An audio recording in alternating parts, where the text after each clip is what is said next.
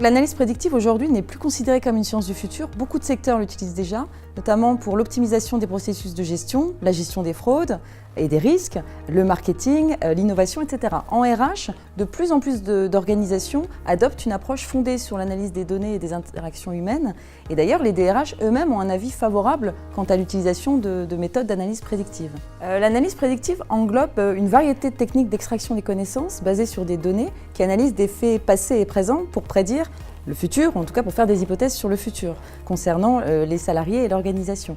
Dit de manière plus simple, il s'agit de faire parler ou de réveiller des données qui sont endormies, qui sont éparpillées sur les collaborateurs ou sur les organisations, pour pouvoir identifier les risques et les opportunités et faire des hypothèses de fonctionnement de l'organisation sur l'engagement, sur le recrutement, sur la formation. Donc c'est très intéressant pour les DRH.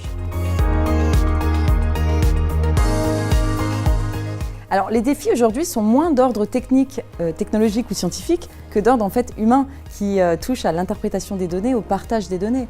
On peut citer 3 grands défis qui sont intéressants. Le premier, qui paraît comme ça bête mais très important, touche à l'organisation des données puisque les algorithmes ne peuvent pas fonctionner si les données ne sont pas rassemblées dans un ensemble cohérent, unifié.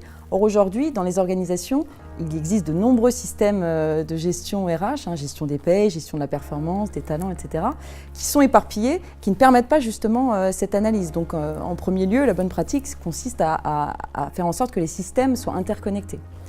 Le deuxième défi touche à l'analyse des données. Et ici, on touche vraiment à la question de la compétence. Est-ce que les RH sont compétents pour analyser les données, les compiler, les faire parler entre elles, les comprendre? Donc ça touche à la question de la formation, même si effectivement les entreprises peuvent externaliser cette partie-là, puisqu'il existe des data scientists qui savent faire ça très bien. Et enfin, le troisième défi, qui est en fait le plus important, consiste à la compréhension et le partage de ces données, puisque les algorithmes ne vont quasiment jamais vous donner des éléments qui sont intelligents en soi.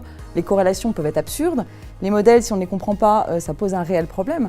Donc ça demande aussi une prise de recul et une compréhension du fonctionnement des personnes, des hommes comme des organisations.